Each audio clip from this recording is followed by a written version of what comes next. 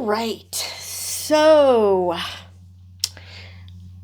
a lot has been going on in the U.S., and I'm going to tackle just a couple of the issues that are just the horribleness that is being encountered right now. And that is the child care fraud case in Minnesota, what the Trump administration is doing to punish all child care in blue states because, obviously that's the problem. And also what's going on with ICE. So this is going to be a very Minnesota-centric video. But anyway, let us start with, now I have never heard of this publication before. It's called The 19th. And let's see here. Here's what's really happening with childcare fraud in Minnesota. All right. A viral video posted just after Christmas spurred an avalanche of news coverage. Changes from the Trump administration and congressional hearings that appeared to indicate that a massive trove of child care fraud was just uncovered in Minnesota. Much of it has been misleading.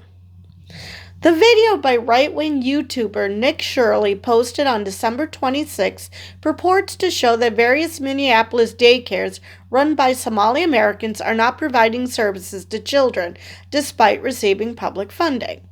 Although the video has already been debunked by investigators, the Trump administration and Republicans in Congress have seized on it.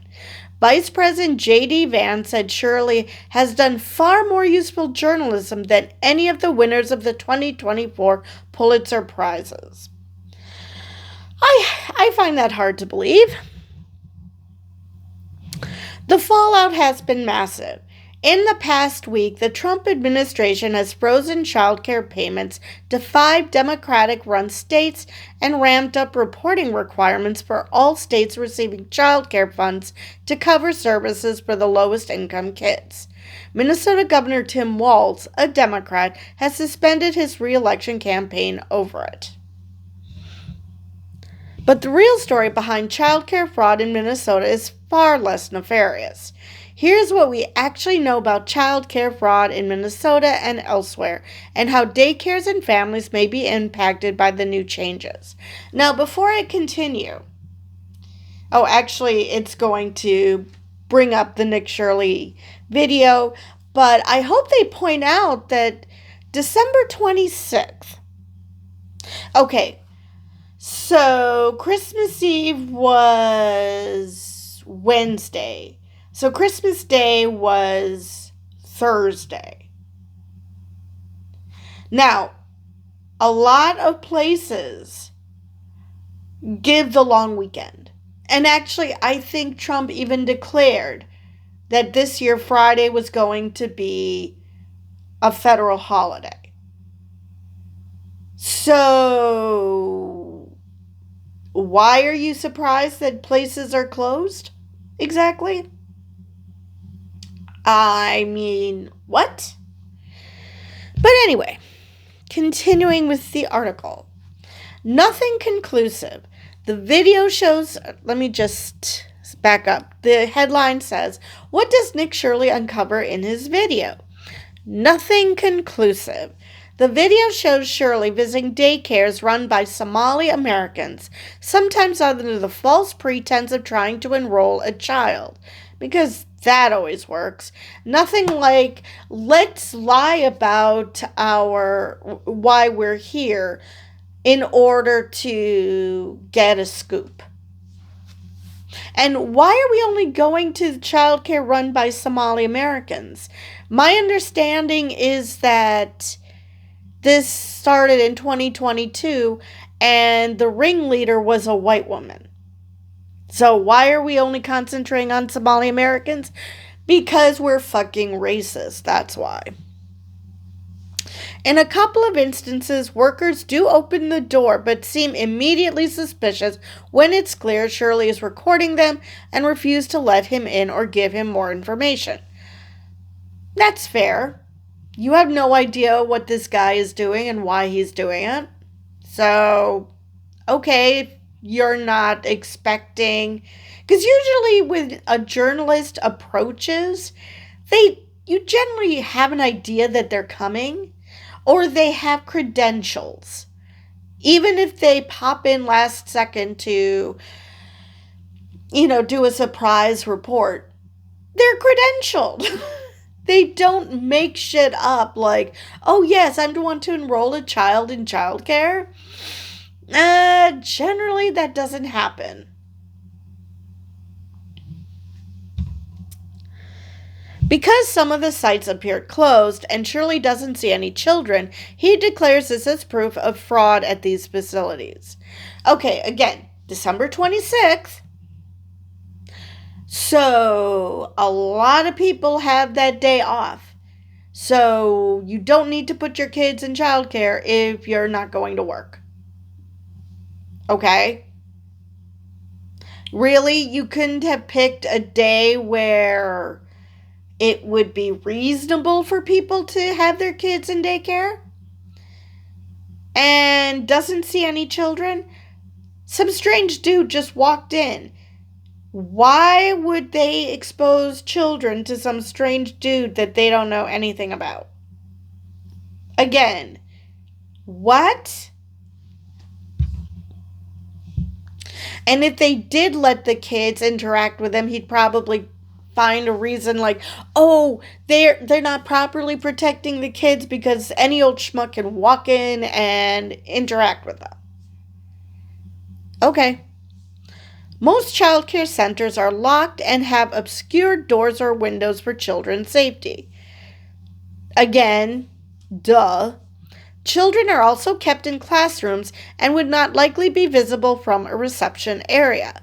One of the daycares in the video told several news outlets that it did not grant Shirley entrance because he showed up with a handful of masked men, which raised suspicions that the men were agents with Immigration Customs Enforcement. Again, perfectly reasonable. At least one of the centers was closed at the time Shirley arrived because it opens later in the day to serve the children of second shift workers. So basically, this dumbass decides that he's going to do his own reporting. And in doing so, he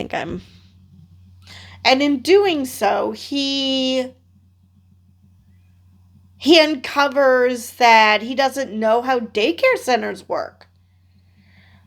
If you're going to report on a subject, no matter what the subject is, whether it be the White House or childcare or some other business or maybe a different country, you should probably know the basics of how the operation works before you show yourself to be a complete and utter moron.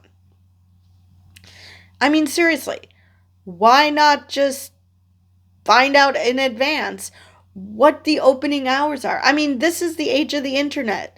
Most places have a Google business or a website.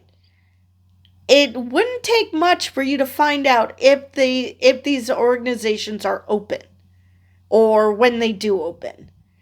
Or we don't let the children come into contact with strangers. Or, for the kids' safety, because you never know when a pedo walks in, we don't want him to even see that there are children there. Seriously. But no, this is why he is MAGA. This is why he's right wing, because critical thinking is not his strong suit. All right. Let us continue. Is there a history of childcare fraud in the state? Yes, but it's not as widespread as Shirley claims. Not to mention, the investigation started in 2022. I wonder who was president at that time. Because I'm pretty sure he's going to spin it as, this happened under Trump because how evil the Democrats are and immigrants are because, they're black, I guess. And, this didn't exist before, or nobody talked about it before because, just because you don't know shit doesn't mean nobody else did. Anyway, the federal government sends money to states to subsidize the cost of care for very low-income children, and some states put additional funds into that system. In Minnesota, it's known as the Child Care Assistance Program, or CCAP. Centers that accept children on subsidies will bill the state for the cost of caring for those kids. In 2019, a state investigation found that there were probably several $1,000,000 in child care fraud taking place within that system, where centers were billing for children that were not providing services for. Investigators believe the level of child care fraud in the state was more than the $5 million to $6 million prosecutors been able to prove until that point. But in 2019, state prosecutors had charged at least a dozen Minnesotans and centers with defrauding the state's child care program in the prior 5 years. And I want to emphasize Minnesotans. So these are legal people who are legally there. Whether they're U.S. citizens or have some sort of legal status, they are not illegal. I literally saw a comment bringing up that, you're seeing all these stories of illegal aliens committing fraud. Where the hell are you getting this? After the 2019 report was issued, the state tightened oversight, including creating the Department of Children, Youth, and Families, or DCYF, to take over child care licensing, oversight, and auditing. Last year, Minnesota passed a law to criminalize kickbacks for child care program enrollment referrals. A 2025 report by the Federal Department of Health and Human Service Office of the Inspector General found that issues with overpayments continue in the state. The OIG sampled 1,155 child care centers and found that 11% of the payments made to those centers in 2023 had errors. But that does not necessarily mean there was fraud. Improper payments is an umbrella term that could include fraud. For example, an improper payment is a child was present for 40 hours and somehow the state only paid for 30 hours. Fraud is when you're charging for kids that were never enrolled, explained Danielle Ewan, a national child care expert. An 11% rate puts Minnesota above the permissible 10% threshold established by the federal government, Ewan said. On average, nationwide, the rate is 4%. So while child care fraud is something Minnesota has been working to reduce in recent years, these are not new issues, but they are being repackaged and they are being promoted in ways to make it seem like there is an epidemic, said Elliot Haspel, a national child care expert, on a call with reporters this week. All right, is there evidence of large-scale child care fraud nationwide? No. According to a 2020 report by the United States Government Accountability Office, only 7 states since 2013 have had errors in more than 10% of their child care fund payments. That also does not mean there is necessarily fraud, but rather errors in overbilling. The Federal Office of Child Care did not respond to questions about the 19th about which states are above the threshold. Okay, what did state investigators find when they investigated the daycare in the videos? State investigators conducted unannounced visits at the daycares in the viral video over the past 6 months as part of the typical licensing and auditing process, according to Tiki Brown, the commissioner of the Minnesota DCYF. An analysis of publicly available inspection records by the 19th found that most of the centers had unannounced inspections as recently as October, November, or December. After the video was posted, investigators from the State Office of Inspector General conducted compliance visits to 9 of the 10 centers in the video. One of the centers in the video has been closed for several years and has not received funds in that time. That makes it even better! He visited a daycare that's not even open anymore. My God, it's just amazing this man can walk and talk. They found normal operations and children at all but one, which had not yet opened for the day. Further investigations are being conducted into 4 of the 9 facilities, but the state has not said what exactly it's investigating. Most of the centers in the video did have numerous state licensing violations against them regarding cleanliness, staff supervision, and some record keeping around immunizations and allergies. But none of the violations against the centers were regarding fraud, according to state enforcement records.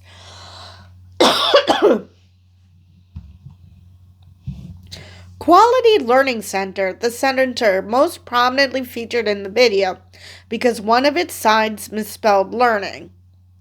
Well, that's never a good sign. Closed this week. Another center in the video, Mako Child Care Center, has been closed since 2022, Minnesota DCYF said. So, this guy is an absolute genius. He goes to 2 closed centers. One has been closed for years, which, again, Google Business is your friend. You can just type in the name and find out that it's closed.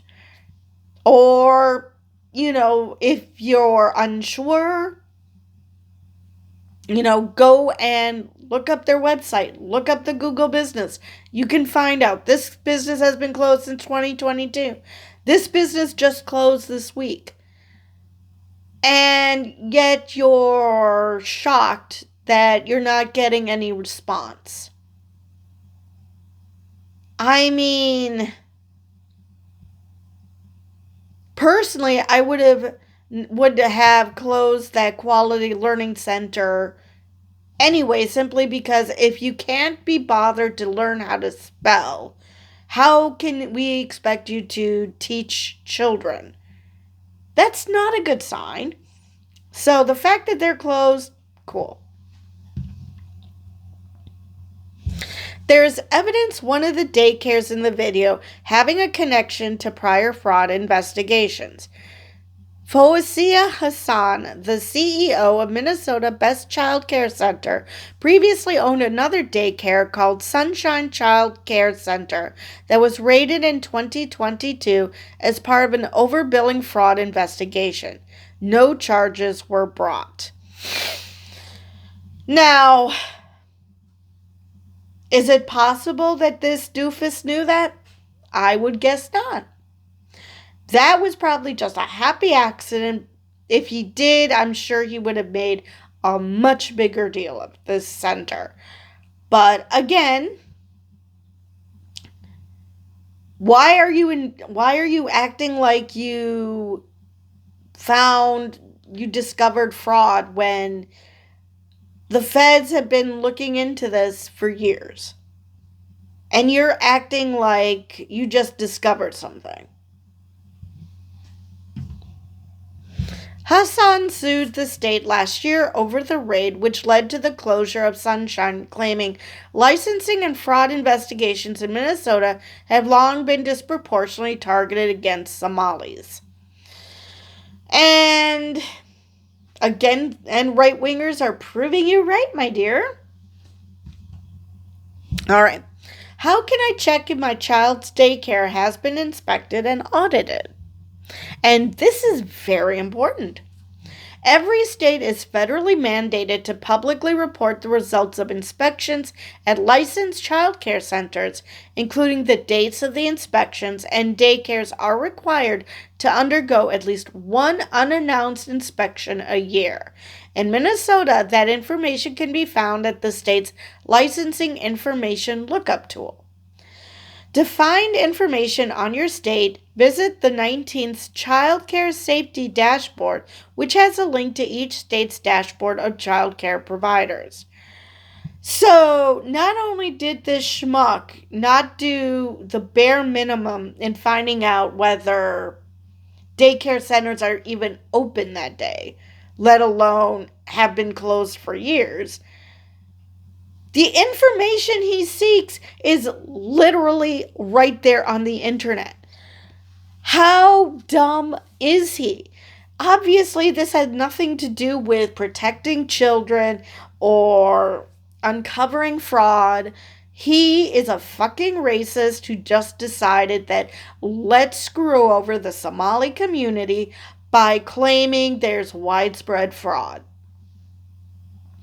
And again, I don't know if Fox News is doing this or some other conservative source, but somehow one of my commenters on, well, not one of my commenters, but a commenter on Nextdoor, was talking about all these illegals committing fraud. And it's like, what are you talking about? There's been a lot mentioned about the Somalis in this story. Never once have I heard even an inkling of any of them being here illegally. Just not. Okay. Why was the Somali community targeted? Because they're fucking racist. That's why. But let's see what the article says.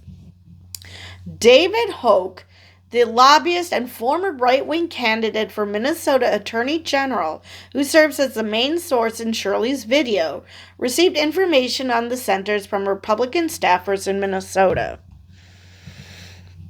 So far, nothing is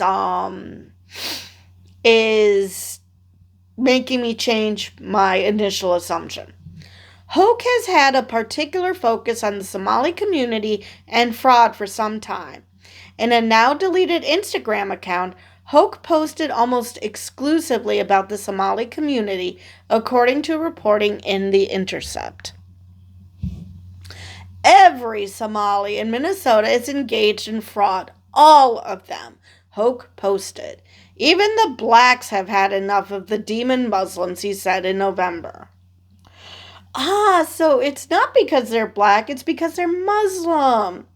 Oh, that makes it so much better. Oh my God. So I was wrong about the racism.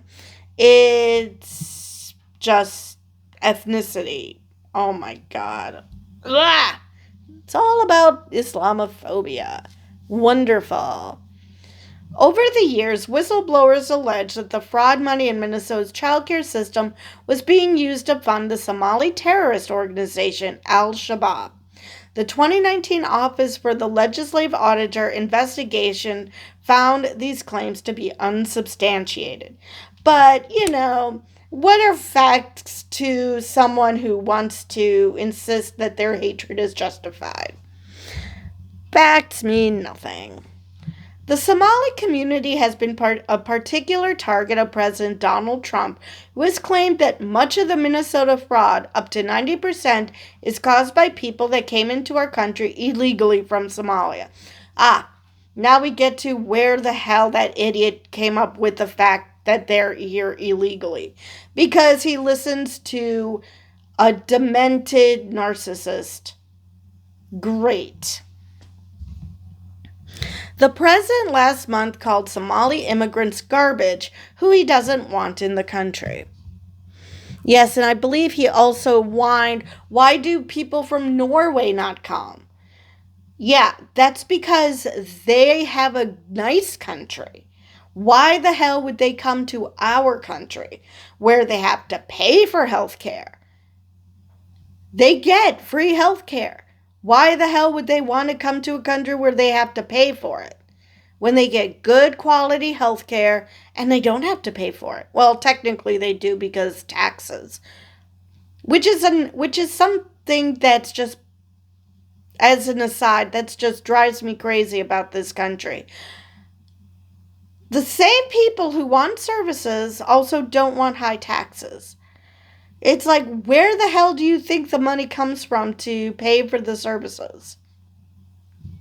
Anyway, Minnesota has the largest Somali population in the United States, and childcare has historically been an industry that employs large numbers of immigrants.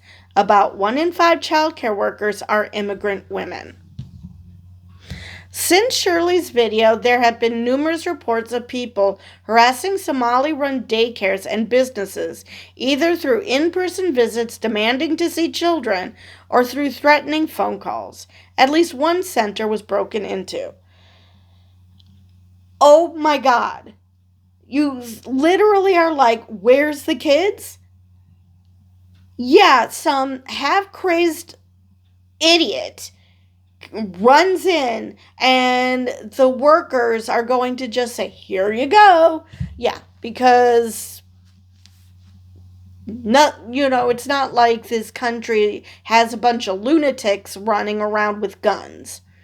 So yeah, they're of course not going to show you the kids, you absolute fucking idiot. Oh my God. And the daycare was broken into? When? What time of day? Were there kids? Was it closed for the day? In which case it makes you a bigger schmuck, because what the fuck did you expect to find? Oh my God. And you know how easily people will call people and threaten them simply because a person told them that this is happening.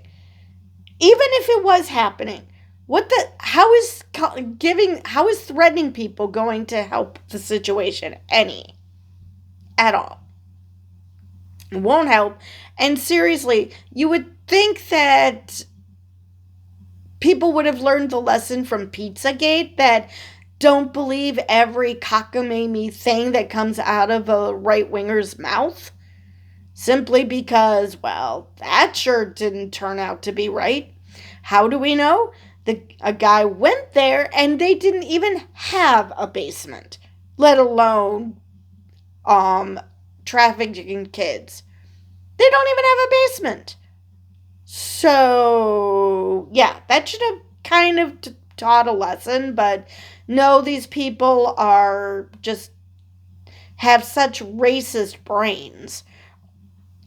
Whether it's racism, Islamophobia, whatever it is, their brains are so pickled on bigotry that they're incapable of thinking things through. Okay, daycares in Minnesota have reported concerns for children and staff safety, particularly as ICE activity in the state has ramped up. Dawn Uribe, the owner of 4 Spanish immersion preschools in Minnesota, said she really can't overstate how afraid her all-immigrant staff is since the video was posted, even though all have work authorization and most are citizens or permanent residents. We are really preparing for the next couple of weeks for people to be calling off work and not coming, Uribe said. Yeah, that is just awesome.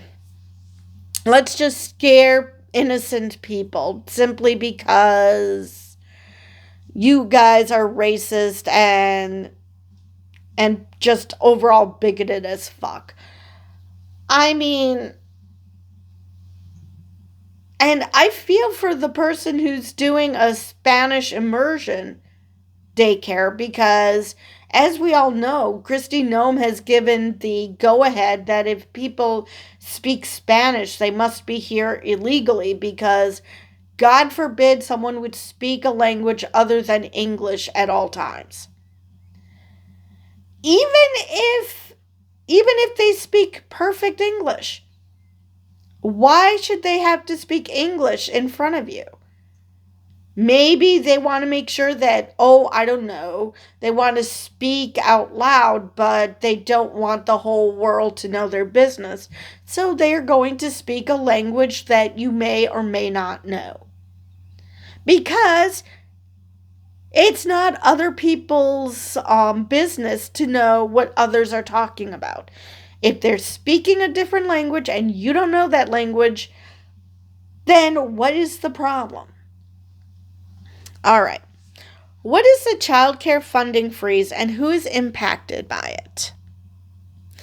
After the video was released, the Trump administration announced a funding freeze to 5 Democratic-run states: Minnesota, California, Colorado, New York, and Illinois.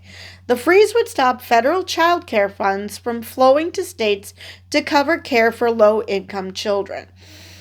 It was also pausing $7.3 billion in funding for the Temporary Assistance for Needy Families program, which supports low-income families in those 5 states. So, because there was fraud in one state that happens to be a blue state, and that for the most part the feds are on top of, or at least were on top of, and because that happened, so no needy kid should be allowed to get federal funding.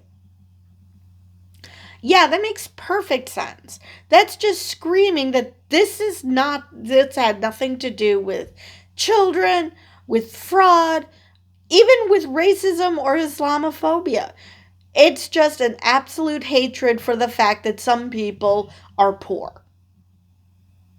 If you hate poor people so much, how about, enacting policies to make them not poor? There's an idea. The 5 states impacted sued the administration over the freeze, arguing that withholding the funds from low-income and vulnerable families would cause immediate and devastating impacts. On Friday, a federal judge ordered the Trump administration to release the funds while the case is pending. Officials had previously said funds would be released only when states proved they are being spent legitimately. There's a way to do that. We just discussed that there are investigations into these daycares yearly, and one of them is unannounced. So there are ways for you to find that out without, being a threatening dick. In Minnesota, state officials had until Friday to prove additional documentation, including Social Security numbers for all the estimated 23,000 children who received child care funds in the state, to the Federal Department of Health and Human Services. Is that normal that they would give out Social Security numbers to prove that these kids exist? Because, that sounds like the same reason why when Doge was getting their sticky little fingers on the Social Security numbers of everybody, that's just asking for trouble. People can, manipulate data that way. It's just, no. The state has informed providers that it has several months of reserves to cover care for those children should federal funds be frozen, so child care centers and families have not been impacted directly. It's unclear what evidence the Trump administration had to justify freezing funds to California, Colorado, New York, and Illinois. Yeah, they're run by Democrats. What other justification do they need? In a letter to Illinois Governor J.B. Pritzker, Alex Adams, the Assistant Secretary for the Administration for Children and Families, said the Trump administration was concerned by the potential for extensive and systemic fraud in Illinois, and added that it has reason to believe the state is illicitly providing illegal aliens with CCDF benefits intended for American citizens and lawful permanent residents. Nationally, every state will also now have to submit additional documentation to access child care dollars, a process that could slow payments to centers and increase the risk of daycares cutting staff or limiting operations. But obviously, people like J.D. Vance don't want daycare centers to exist because women are supposed to stay at home and take care of the kids, not work. I mean, it's biologically proven that women are incapable of working. They do best when they're twiddling their thumbs, because I don't know what he thinks women do at home. Does he think that childcare and housework are the equivalent of twiddling thumbs? Seriously, if a woman can take care of children, take care of the house, she can fucking work outside the house. I mean, I just do not understand this idea that a woman's place is in the home. It's still working. She's just not getting paid. It's still work. Anyway. Andrew Nixon, a spokesperson for the Department of Health and Human Services, declined to comment on any of the questions from the 19th. Shocking. For too long, Democrat-led states and governors have been complicit in allowing massive amounts of fraud to occur under their watch, he said in a statement. Under the Trump administration, we are ensuring that federal taxpayer dollars are being used for legitimate purposes. And yet you're not willing to answer a journalist's question. Yeah, nothing screams legit like not wanting to talk to a reporter. All right. Are there impacts impacts from the freeze? National child care experts said that there's a lot of confusion around exactly what data the federal government is requiring states to submit, and whether it's even data states have on hand to provide. For providers and families, there's a lot of uncertainty on what happens next and whether a freeze could still occur. Freezing childcare funding can lead daycares to cut staff, close classrooms, or close entirely because many don't have reserves to continue operations. During the government shutdown at the end of 2025, for example, numerous Head Start childcare programs that rely on federal funding closed in at least 13 states.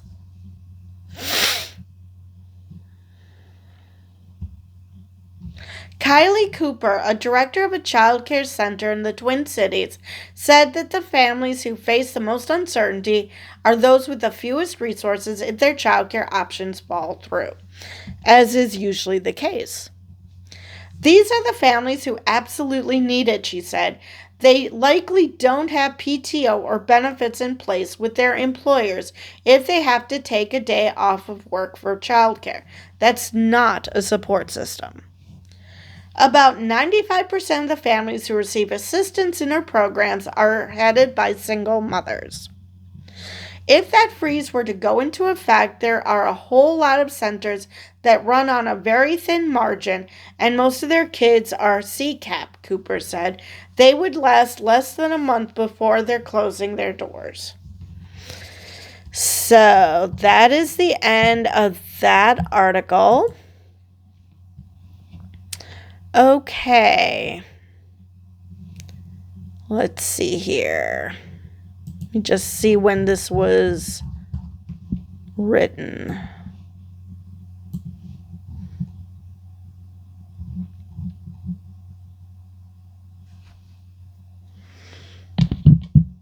Okay.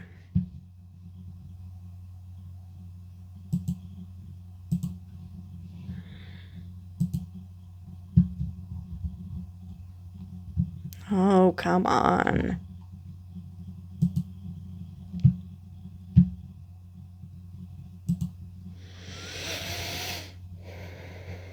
All right.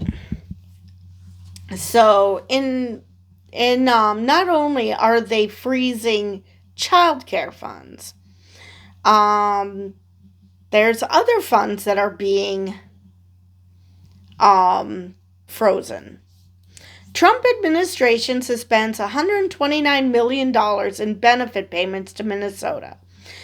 USDA notified state's governor of decision, citing inquiries into alleged fraud by local nonprofits and businesses. So, sounds like it's beyond the child care thing. And this is from The Guardian. The Trump administration announced it is suspending $129 million in federal benefit payments to Minnesota amid allegations of widespread fraud in the state. The Secretary of the U.S. Department of Agriculture, Brooke Rollins, shared a letter on Friday on social media that was addressed to Minnesota's Governor Tim Walz and the Mayor of Minneapolis, Jacob Frey, notifying them of the administration's decision and citing investigations into alleged fraud conducted by local nonprofits and businesses. Despite a staggering, wide-reaching fraud scandal, your administrations refuse to provide basic information or take common-sense measures to stop fraud. The Trump administration refuses to allow such fraud to continue, Rollins wrote. Rollins asked Walz and Frey to provide the USDA with justification for all federal spending from January 20th, 2025 to the present within 30 days. She is also requiring that all federal payments to the state moving forward require the same justification. We're communicating with state partners to understand the impacts of such a blanket cut to funding meant for residents most in need. Brian Feintek, a spokesperson for the city of Minneapolis, said in a written statement in response to Rollins' letter. What's abundantly clear is that Minneapolis is the latest target of the Trump administration, willing to harm Americans in service to its perceived political gain. The Guardian has contacted Walz's office for comment. Minnesota's Attorney General Keith Ellison publicly responded to Rollins' post, writing on X, "I will not allow you to take from Minnesotans in need. I'll see you in court." The USDA's announcement coincides with federal ruling that the Trump administration cannot block federal money from child care subsidies and other programs aimed at supporting low-income families with children from reaching 5 Democratic-led states, including Minnesota. The Trump administration has targeted Minnesota over the past year over allegations of fraud, specifically going after the state's Somali population. Federal prosecutors estimated as much as $9 billion had been stolen across schemes allegedly linked to the state's Somali population. Trump ended legal protections for Somali immigrants in the state in November 2025, claiming that Somali gangs are terrorizing the people of the great state and billions of dollars are missing. Send them back to where they came from. Shortly thereafter, Trump went off on both Somalis and Ilhan Omar, the Minnesota congressional representative who is from Somalia and is a U.S. citizen, in a xenophobic rant during a cabinet meeting. They contribute nothing. I don't want them in our country. I'll be honest with you, the president said. He called Omar garbage and said we're going to go the wrong way if we keep taking in garbage into our country. If you want to take out the garbage, you could leave whenever you want, Donald. Take the rest of MAGA with you. A month later, in December 2025, the FBI announced that it was deploying additional investigative and personnel resources to dismantle large-scale fraud schemes exploiting federal programs in the state, according to its director, Kash Patel. Patel said the agency has already dismantled a $250 million fraud scheme that stole federal food aid meant for vulnerable children during the COVID pandemic in a case that led to 78 indictments and 57 convictions. This is what it's come to. The FBI could have actually done that, but do I believe a word that comes out of his mouth? No, I don't. I don't believe a word that comes out of anybody's mouth in this administration. Last week, Walz announced that he would not run for a third term as Minnesota's governor, as his handling of the fraud has fallen under intense scrutiny from Trump and Republicans. In his announcement, Walz has acknowledged that the president and his political allies have taken advantage of the crisis to sow further division in the state. So why are you giving up? I mean, fight them. I mean, you know that there was an investigation starting in 2019. You know that this precedes this administration. Fight him. Don't just say, I've had enough. But then again, he's sicked his supporters on Waltz's son. So, I mean, I don't blame him for wanting to protect his family. I won't mince words here, Walz said. Donald Trump and his allies in Washington, in St. Paul, and online want to make our state a colder, meaner place. Absolutely. Absolutely. And speaking of cold and mean, let's go to ICE. And before we get to the Minnesota ICE story, which is terrible, and the way the right-wingers are insisting that because Renee Good might have done something illegal, that justified shooting her in the head 3 times. I mean, that's just how disgusting this is. They think that because you're a criminal that a cop can just shoot you. I wonder how many times these idiots have gotten a speeding ticket. Because basically they're saying that the cop would have been justified in shooting them for a speeding ticket. But before we get to that horribleness, let's go to the fact that let's go into more of the fact that the reason ICE is acting as cruel and as horribly as they are is just naked racism. Or overall bigotry, but in this case, racism. And this is an article from Newsweek. ICE detains and holds 4 Native Americans, tribal leaders said. Think about that. They are supposed to go after, number one, the worst of the worst. That's what Trump told us. And they're supposed to go after people who are here illegally, undocumented. I'm sorry, where do Native Americans fit in all that? Oh, that's right, they aren't white. Jesus Christ. Okay.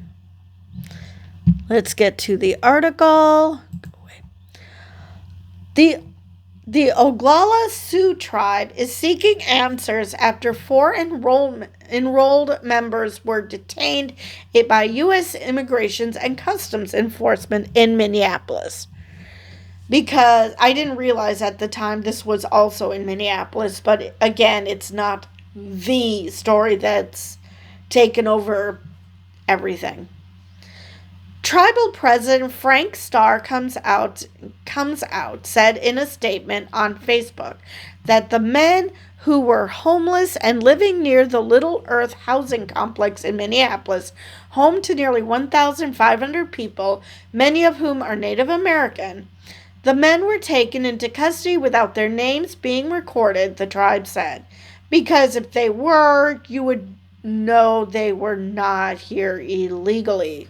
But, again, this is just about racism. It has nothing to do with making sure the streets are safe or anything. Attorneys for the tribe have contacted Minnesota Lieutenant Governor Peggy Flanagan to determine the men's location and confirm their identities. The tribe, based in South Dakota, said it is prepared to provide enrollment records to federal authorities and has issued guidance for members on what to do if detained. Tribe members are informed to say, Um, I am a citizen of the Oglala Lakota Nation, a federally recognized tribal nation. Under the Indian Citizenship Act of 1924, all Native peoples born within the territorial limits of the United States are recognized as U.S. citizens by birthright. Because I am both a tribal citizen and a U.S. citizen, ICE has no lawful authority to detain me. Well, considering what else they've done, I don't think they give a shit about lawful. Newsweek has reached out to ICE, Minnesota Democratic Governor Tim Walz, and the Oglala Sioux tribe via email on Friday afternoon for comment. The Trump administration has deployed thousands of federal officers to Minnesota as part of a sweeping immigration crackdown linked partly to a fraud scandal involving Somali residents. Homeland Security officials say more than 2,000 officers are participating in what they describe as the largest immigration enforcement operation in U.S. history. The surge has sparked protests in Minneapolis after an ICE officer fatally shot a woman on Wednesday. And we're going to get to that, more of that in a minute. Because, actually, let me do a bit of a rant. So, we've seen the video. Well, most of us have seen the video. Those who desperately want to believe that the left are horrible people and that ICE can't do anything wrong probably haven't watched the video, because they just take their overlord's word for it that what Renee Nicole Good did was try to kill ICE officers. Anybody who actually watched any of the videos, when there are plenty out there, know that that's a bunch of bullshit. So, anyway, moving on with this article. The Oglala Sioux tribe is a federally recognized Native American tribe based on the Pine Ridge Reservation in southwestern South Dakota. The reservation, one of the largest in the United States, spans more than 2.1 million acres and is home to thousands of enrolled members. The Oglala are part of the Lakota Nation, which is one of three major divisions of the Sioux people, and they maintain a strong cultural identity rooted in Lakota language, traditions, and governance. Historically, the Oglala played a central role in the Plains Wars of the 19th century, including the Battle of the Little Bighorn and the defense of their treaty rights under the Fort Laramie Treaty of 1868. Today, the tribe operates under a constitution approved in 1936 and exercises sovereignty through its elected government. Nearly half of the Pine Ridge Reservation's residents live below the poverty line, with some estimates exceeding 50%, and unemployment rates have been reported as high as 80% to 89%, per the U.S. Census Bureau. Per capita income is among the lowest in the nation, around $8,768, again from the U.S. Census Bureau. And many families experience inadequate housing and limited access to health care, education, and infrastructure, per the Indian Health Service reports. These conditions contributed to chronic health issues and social challenges despite ongoing tribal efforts to improve economic development and quality of life. Okay, so that is the end of that article.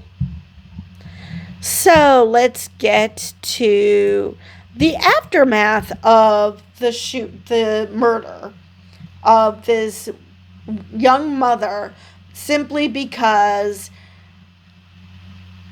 men with anger management issues join ICE. This guy, Jonathan Ross, is an Iraq War veteran. He apparently in June was dragged at a traffic stop So instead of keeping him out of a situation where PTSD might kick in, or, if PTSD didn't kick in, which it obviously didn't, maybe, you'd think that he would be well trained to deal with these situations. You're not supposed to go in front of the car or behind the car because you never know when someone's going to hit the gas either way. So you're not supposed to do that. He did both those things. He was holding his cell phone the entire fucking time. He only changed hands when he went for his gun. If someone is so hurt that they have to be hospitalized fighting for their life, they would not be holding onto their cell phone. And then there's, of course, the question, why was he using that instead of the body cam? But anyway, so yeah, there is absolutely nothing that justifies that shooting. But Kristi Noem never let facts get in her way. How the hell did she become South Dakota governor? Seriously, South Dakota, what the hell were you thinking? So she immediately referred to her as a domestic terrorist who was trying to run over ICE officers while they were trying to unstick their vehicles in a snowbank. Now, granted, she probably thought Minnesota gets a lot of snow. That's a good cover story. If you look, they weren't stuck in the snow. Actually, you see very little snow. So, yeah.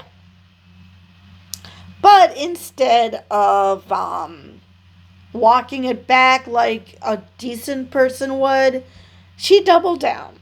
And then a bunch of state reps, including Ilhan Omar, wanted to oversee the ICE office in Minneapolis, because makes sense. That is their freaking job, to provide oversight. Well, then this happened. Day after Minneapolis shooting, Noem ordered new restrictions on congressional oversight because nothing says innocent than let's prevent people from seeing what we're doing. Same thing with this ICE officer. First off, they're wearing masks. Who the fuck wears masks except for thugs? That's number one. Number two, the FBI is not going to be sharing any of the evidence they uncover. If they're even bothering to uncover evidence, but they're not going to share it with the state because, again, nothing says perfectly innocent, perfectly legit, perfectly transparent than doing that. All right, but to the article from Politico. A day after an ICE agent fatally shot Renee Good in Minneapolis, Homeland Security Secretary Kristi Noem quietly ordered new restrictions on congressional visits to immigration detention facilities.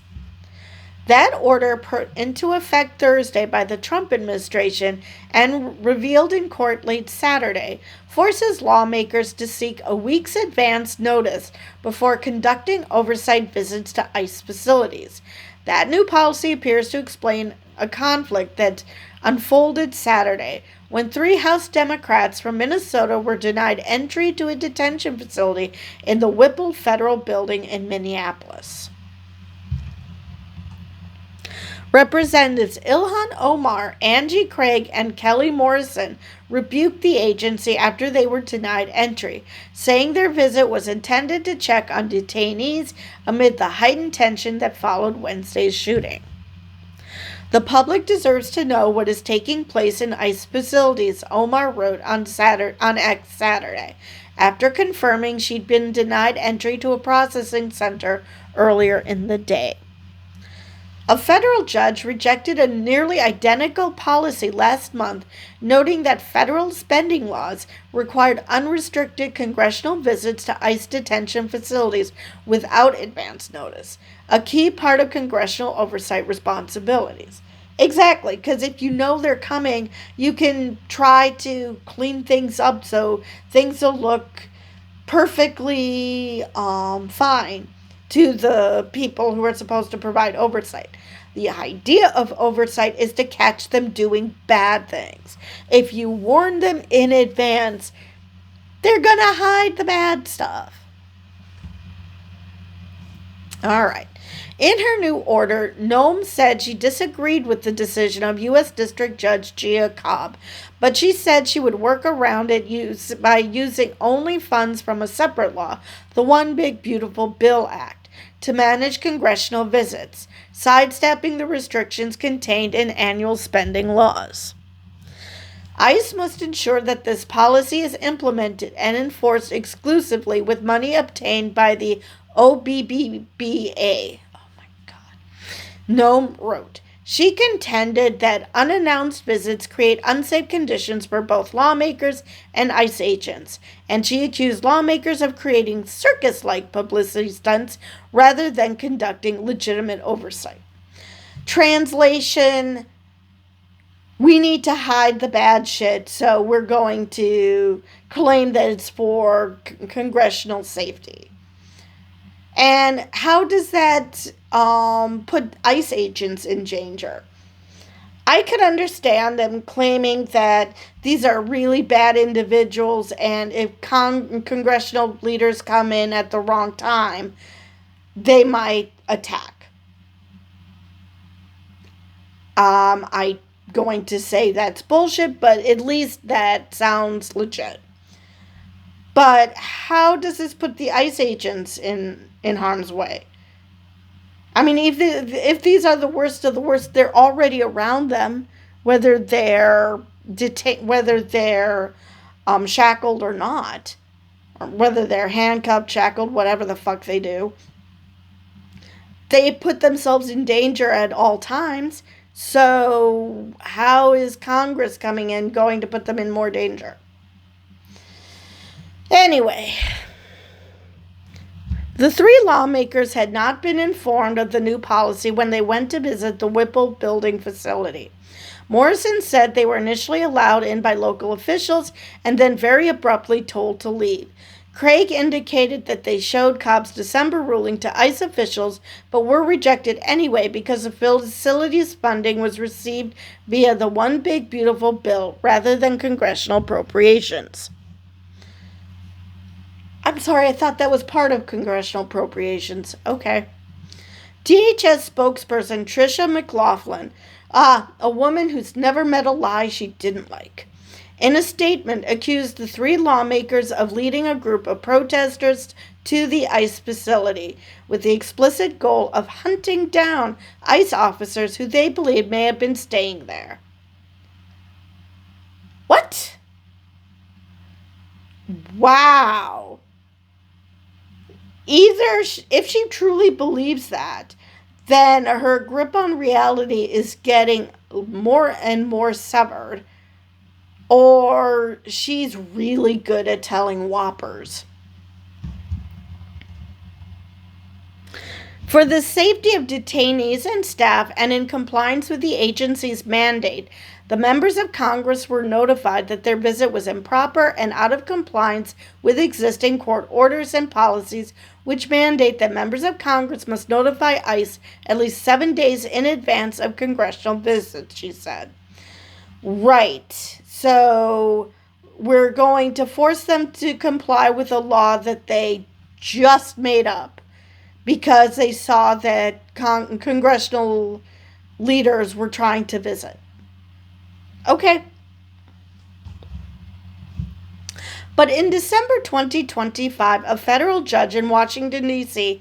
blocked policies that tried to restrict congressional visits, specifically by requiring 7 days' notice or deeming certain field offices off limits. because such requirements likely violated federal law stating that funds may not be used to prevent members from entering Department of Homeland Security facilities. Craig presented the December court ruling to the agents at the facility, but they refused to look at it, she said on MS Now. I informed them that they were violating the law. They said they didn't care. You're surprised? They are perfectly fine trying to cover up for an agent who murdered a woman simply for existing. And you're surprised that they didn't care about the law? Are you serious? Why do you think people say abolish ICE? Because they don't actually care about law and order. They care about being chaos agents. Somali fraudsters have stolen millions from hardworking Minnesota taxpayers while Democrats look the other way. Now they're desperately trying to distract from their failures with political stunts, White House spokesperson Abigail Jackson said in a statement. Okay, my irony meter just went off so hard I have a headache now. Seriously? It's true. Every accusation from these people is a confession. Because what the fuck is Trump doing? He's trying to start a freaking world war. He's taken over Venezuela. He's threatening Cuba, threatening Canada, threatening Denmark. And why? Because to get people to forget about the Epstein files and to forget about his plummeting numbers, his plummeting poll numbers. And you're accusing the Democrats of doing that? That is so rich.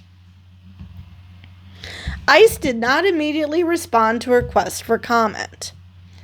The incident comes amid rising tensions between Minnesota lawmakers and the Trump administration's immigration enforcement efforts in the state. On Wednesday, an ICE agent shot and killed Good, a 37-year-old Minneapolis woman, in her vehicle in what federal officials have described as an act of self-defense. No, it wasn't. But local leaders in the state and Democrats throughout the country have strongly disputed that narrative, saying that Good was not a threat at the time of the fatal shooting. Both sides have argued that footage of the incident confirms their views. Yeah, the Republicans even leaked the cell phone video from Jonathan Ross's cell phone, leaked it to a right-wing rag. And as if that proves that what they were saying is true. When no, it doesn't. It just proves that this Iraq war veteran who should have fucking known better did a bunch of stuff he shouldn't have done. He walked around the vehicle. He was standing behind it, standing in front of it. Shit you're not supposed to do. You could hear ICE officers yelling contradictory information at her. It's like people who claim, oh, she should have just followed what police officers say, what law enforcement officers tell you. How can you do that when you're getting contradictory information? One of the rules in cases like this is one person speaks. You don't have multiple law enforcement each yelling a different command. That's not how this works. How the hell can you get someone to follow an order if nobody can figure out what the order is? It's just mind-boggling. Minnesota Democrats have routinely decried their lack of visibility into the subsequent federal investigation. After the FBI walked back its cooperation agreement to look into the shooting with Minnesota's Bureau of Criminal Apprehension, Hennepin County Attorney Mary Moriarty, speaking alongside Democratic Attorney General Keith Ellison at a Friday press conference, announced a state-level probe into Good's death in conjunction with other state entities, so that our community can have transparency. Because, fun fact, as much as the Trump administration claims he has absolute immunity, he doesn't. So, first off, why would you claim he has absolute immunity if he's done nothing wrong? So, pick one. Is he an innocent little angel who didn't do anything wrong, or are you giving him absolute immunity? You can't have it both ways. Trump asked Friday whether the FBI should be sharing evidence with state officials in Minnesota, indicated he wouldn't because state leadership is crooked. Of course. They're the crooked ones. This is far from the first time Democratic lawmakers have seen their oversight powers denied at immigration facilities. Among other clashes between ICE and members of Congress attempting to visit detention centers, New Jersey Representative LaMonica McIver was indicted for interfering with federal immigration agents after a chaotic clash while trying to visit New Jersey's Delaney Hall's ICE facility in June. And nothing came of it. Imagine that. Okay. That is the last of the articles that I have for you today. Yeah, things are just getting worse and worse. And I don't know how to make it better, because I don't know if this country can wait 3 years for Trump to leave office. I keep waiting for cholesterol to do its job, or a stroke, because he's admitted that he takes more aspirin than he's supposed to, because apparently he wants the thinnest blood imaginable, not understanding that thin blood is good. You don't want too thick blood, but if you have too thin blood, you can't do things like, your blood can't do things like clot. So I can see why people think that the assassination attempt, where he was shot in the ear, why people think that's fake blood. Even though the ear doesn't have that much blood in it. It's not, like other body parts where you would expect a gusher. So, but yeah, I can see why people would think that. And this news is not helpful. So, yeah. Yeah, I don't know if we can survive the rest of this administration, because J.D. Vance is not any better. He's actually probably worse, because he's not absolutely insane. He is actually calculatingly evil. So, yeah. Yeah. How this country is going to survive this administration, I do not know, because it is just, shit is so real. It is so, so real. Someone suggested that we're nearing the end of the poem, but not exactly, because we aren't having mass killings yet. And I emphasize yet, because I would not be surprised if that didn't happen eventually. Anyway, that is all I have for this video. So, and it turned out to be a lot longer than I expected it to be, but oh well. So with that, I will see you guys in the next one.